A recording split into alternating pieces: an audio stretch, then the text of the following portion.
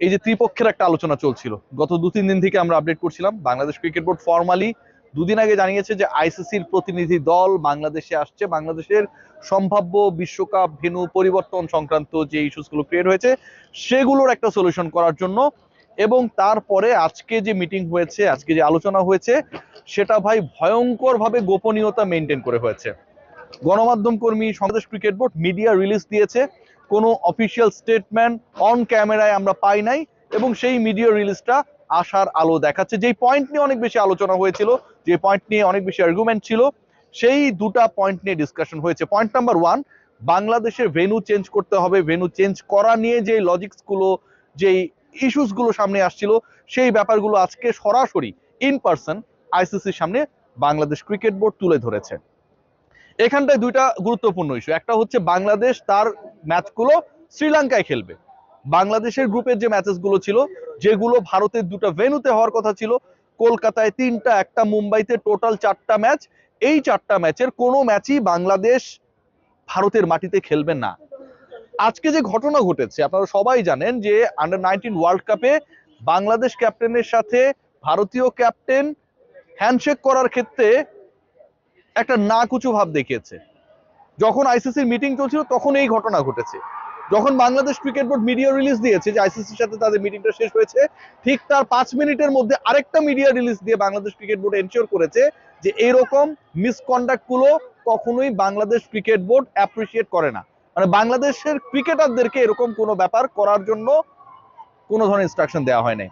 এখন আমি কেন এই আলোচনায় আসলাম, যে ঘটনাটা ঘটেছে, ওই যে 2টা ভেন্যুতে 4টা ম্যাচ, মুস্তাফিজকে কেন্দ্র করে যে ঘটনা, আজকে ইন্ডিয়া বাংলাদেশের যুব পর্যায়ের খেলায় যে ঘটনা, দেয়ার ইজ নো লজিক যে বাংলাদেশ ভারতে গিয়ে খেলবে।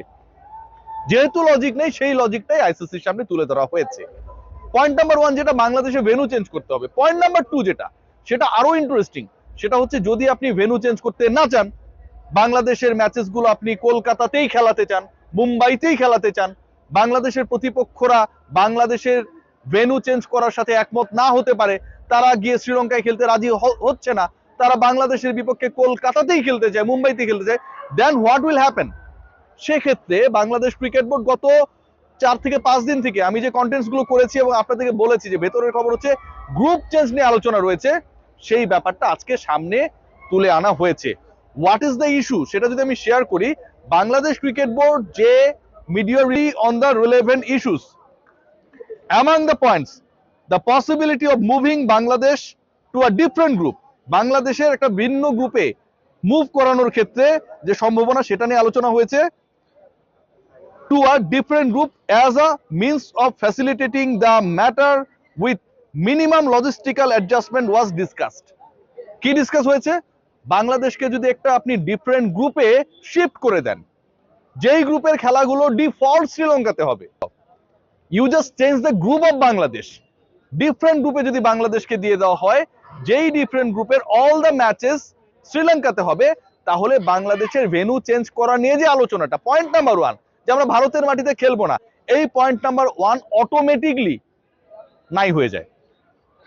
যে আলোচনা আমি করেছি বিভিন্ন সময়, আজকে officially Bangladesh cricket board after the discussion with ICC তাদের অফিসিয়াল প্রেসে, অফিসিয়াল স্টেটমেন্টে, মিডিয়া গ্রুপে সেটা উল্লেখ করেছে যে কর্ডিয়ালি কনস্ট্রাকটিভ ওয়েতে এই ডিসকাশনটা হয়েছে, এবং বাংলাদেশের গ্রুপ চেঞ্জ করার ক্ষেত্রে যেই পসিবিলিটি, এবং যেই পসিবিলিটি আপনাকে এমন একটা অ্যাসুরেন্স দিচ্ছে, এমন একটা কমফোর্ট জোন দিচ্ছে, যেখানটায় মিনিমাম লজিস্টিক্যাল অ্যাডজাস্টমেন্টের প্রয়োজন।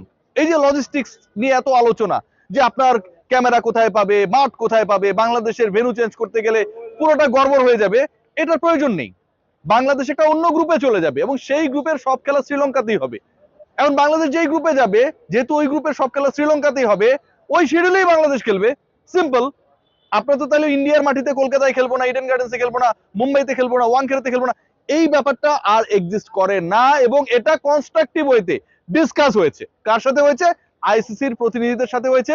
একজন ইন পার্সন এখানটায় প্রেজেন্ট ছিলেন, আর একজন গৌরব সাক্সেনা, যিনি ইভেন্ট ম্যানেজমেন্টের হেড, তিনি ভার্চুয়ালি এখানটায় যুক্ত হয়েছিলেন।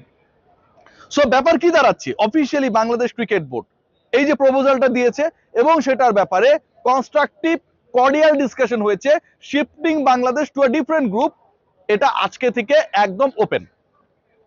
এবং এটাতে কোনো ধরনের আপনার লজিস্টিক্যাল চ্যালেঞ্জেস এর মধ্যে পড়তে হবে না। কোন চ্যালেঞ্জটা রয়েছে, বাংলাদেশ কোন গ্রুপে যেতে পারে? চ্যালেঞ্জ যেটা, সেটা হচ্ছে ক্রিকেট কূটনীতিক চ্যালেঞ্জ। বাংলাদেশ ধরেন একটা গ্রুপে যাবে, এখন ওই গ্রুপে বাংলাদেশ গিয়ে তো আর নাম্বার 6 টিম হতে পারবে না, 5টা করে টিম প্রত্যেক গ্রুপে রয়েছে, রাইট? বাংলাদেশ যদি একটা ভিন্ন গ্রুপে যায়, তাহলে ওই ভিন্ন গ্রুপের একটা দলকে বাংলাদেশের গ্রুপে আসতে হবে। এবং এখানটায় সবচেয়ে ইম্পর্টেন্ট পার্ট যেটা, এখানকার সবচেয়ে লজিক্যাল ট্রান্সফার যেটা হতে পারে, সেটা shift Bangladesh from group C to group B. বাংলাদেশকে গ্রুপ সি থেকে গ্রুপ বি তে আপনি শিফট করে দেন, মোটামুটি একটা সলিউশন আপনি পেয়ে যাবেন, নো ডাউট অ্যাবাউট দ্যাট।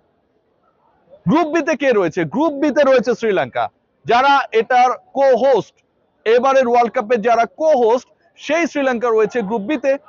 শ্রীলঙ্কার গ্রুপে খেলাগুলো হবে শ্রীলঙ্কাতেই।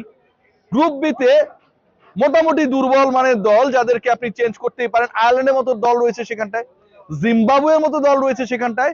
এরকম কোন একটা দলকে if you make a decision যে আপনি গ্রুপ সি তে দিয়ে দিবেন, মানে বাংলাদেশের গ্রুপে দিয়ে দিবেন, বাংলাদেশকে আপনি গ্রুপ বি তে দিয়ে দিবেন, তাহলে আর কোনো ধরনের ডিসকাশনের প্রয়োজন পড়ে না। তাহলে আর কোনো ধরনের অমীমাংসিত ইস্যুস থাকে না, কোনো ধরনের অনিশ্চয়তা থাকে না। ভারতের মাটিতে বাংলাদেশ খেলবে কি খেলবে না, এই যে একটা ডিসকাশন হচ্ছে, যেটার জন্য আইসিসি প্রতিনিধি দল ঢাকা এসেছে আজকে কাক ঢাকা ভরে, সেই ডিসকাশনটা এন্ড হয়ে যায়।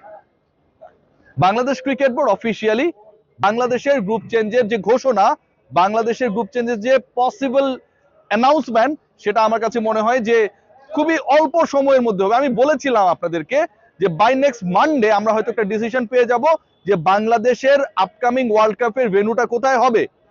বাট এখন যেটা পাচ্ছি, আমরা দুটা জিনিস পাবো। নাম্বার ওয়ান, বাংলাদেশের আপকামিং ওয়ার্ল্ড কাপের ভেন্যু কোথায় হবে, এবং বাংলাদেশের আপকামিং ওয়ার্ল্ড কাপের প্রতিপক্ষ কারা হবে।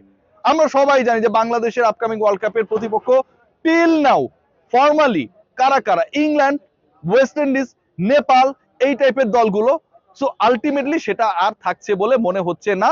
বাংলাদেশের আপকামিং ওয়ার্ল্ড কাপের ভেন্যু এন্ড দ্য অপোনেন্ট সবই পরিবর্তন হবার পথে। আনুষ্ঠানিক অ্যানাউন্সমেন্ট এখন পর্যন্ত আসে নাই, বাট আনুষ্ঠানিক অ্যানাউন্সমেন্ট এসেছে যে বাংলাদেশের গ্রুপ চেঞ্জ নিয়ে আইসিসির যেই প্রতিনিধি দল বাংলাদেশে এসেছে, তাদের সাথে in person discussion already done, এবং এটা হয়েছে কনস্ট্রাকটিভ ওয়েতে, কর্ডিয়াল ওয়েতে। বাংলাদেশকে নিয়ে আইসিসি যেই চ্যালেঞ্জে পড়েছে, সেই চ্যালেঞ্জটা কিন্তু আইসিসি অফিসিয়ালি যেটা বলেছে, এটা না যে বিসিসিআই মাইন্ড করবে, মন খারাপ করবে। আইসিসি অফিসিয়ালি বলেছে যে এটা একটা লজিস্টিক্যাল ইম্পসিবল টাস্ক। মানে আপনি আপনার জিনিসপত্র নিয়ে যাবেন, মাঠ রেডি করবেন, বাংলাদেশকে শ্রীলঙ্কায় খেলিয়ে দিবেন, এই যে impossible task is very much possible if you can